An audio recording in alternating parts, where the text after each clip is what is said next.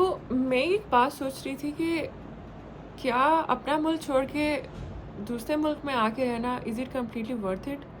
So my answer is yes, because मैं world's QS ranking देख रही थी जो कि जून 2023 में भी पब्लिश हुई है। उसमें सेपिएंजा यूनिवर्सिटी ऑफ रोम जो है वो 136 नंबर पर रैंक हुई है। और अगर हम पाकिस्तानी यूनिवर्सिटी कोई भी देख लें, फॉर एग्ज़ाम्पल नस देख लें, तो उसकी रैंकिंग जो है वो 367 नंबर पे हुई है। तो फ़र्क तो पड़ता है। मुझे यहाँ 2 साल हो गए हैं अपने मास्टर्स के लिए आए हुए, और मैं अपना मास्टर्स कंप्लीट कर रही हूँ फ्रॉम सेपिएंजा यूनिवर्सिटी ऑफ रोम। लेकिन अब बात करें अगर हम लोग एडमिशन्स की कि हम इटालियन यूनिवर्सिटीज़ में एडमिशन किस तरह से ले सकते हैं, तो सबसे पहले आपने यूनिवर्सिटी पर जाना है।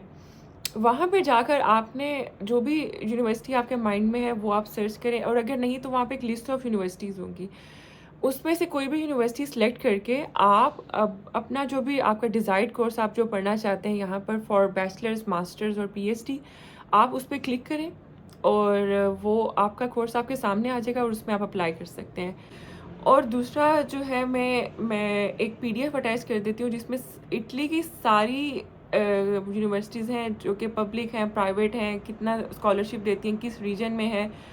तो वो वहाँ से भी आप जाकर जो है अपनी रिसर्च कर सकते हैं, और वहाँ से आपके लिए और भी चीज़ें आसान हो जाएंगी to find your perfect course for your bachelors, masters और पीएचडी। इसके साथ आपको स्कॉलरशिप भी प्रोवाइड करते हैं, और उस स्कॉलरशिप के अलावा आपकी जो ट्यूशन फ़ी होती है वो बिल्कुल वेव ऑफ हो जाती है।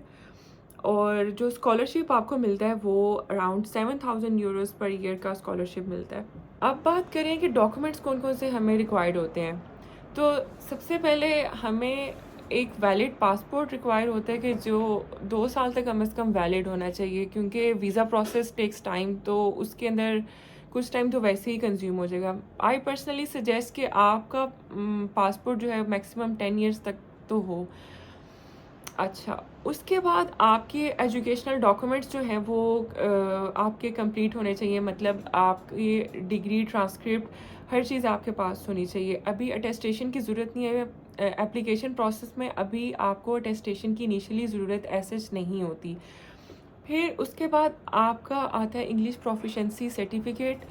अगर तो आपका मोड ऑफ इंस्ट्रक्शन सब कुछ इंग्लिश में था, तो you can simply go to your institute and you can ask for your letter, कि जिसमें ये मेंशन करें कि आपका मोड ऑफ इंस्ट्रक्शन इंग्लिश में था।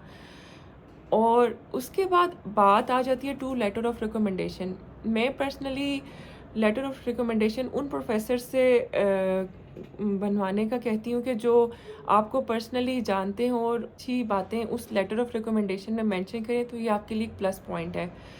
फिर आपका मोटिवेशन लेटर बना हुआ होना चाहिए। उस पे आप ये नहीं कि आप चैट जीपीटी यूज़ कर लें या आप कुछ भी, आपका अपना एक पर्सनल डॉक्यूमेंट होना चाहिए कि जिसमें आप ये बताएं कि आप जो है वो क्यों इटली आना चाह रहे हैं, प्रीवियस आपका क्या बैकग्राउंड था, और उसके बाद जब आप अपनी डिग्री कंप्लीट करेंगे यहाँ इटली से, उसके बाद आप क्या बेनिफिट जो है वो मैनकाइंड को देंगे। ठीक है, ये चीज़ें आपने जनरली उसमें मेंशन करनी है, और अपने पर्सनल टच के साथ उसमें अपनी सारी की सारी चीज़ों को मेंशन करना है। फिर बात आ जाती है कि आपके पास आपका वैलिड पासपोर्ट है, आपका लेटर ऑफ रिकमेंडेशन है, आइल्स है, सीवी जो है आपकी जो है यूरो पास में बननी चाहिए। ये इसमें बना लें तो ज़्यादा बेहतर है।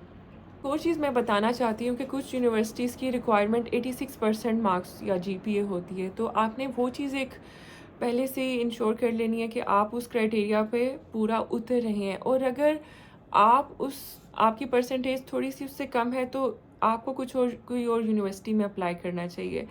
और जब आप किसी इटालियन यूनिवर्सिटी की वेबसाइट पे जाते हैं, तो आपने घबराना नहीं है, क्योंकि वो मोस्टली इटालियन लैंग्वेज में होंगी। आपने उस पेज के राइट कॉर्नर पे क्लिक करना है, जो कि ट्रांसलेट होकर खुद ही इंग्लिश लैंग्वेज में आ जाएगा, और वहाँ से आप अप्लाई कर सकते हैं। And that's all for now. If you like my video, just subscribe, share and comment below. And bye.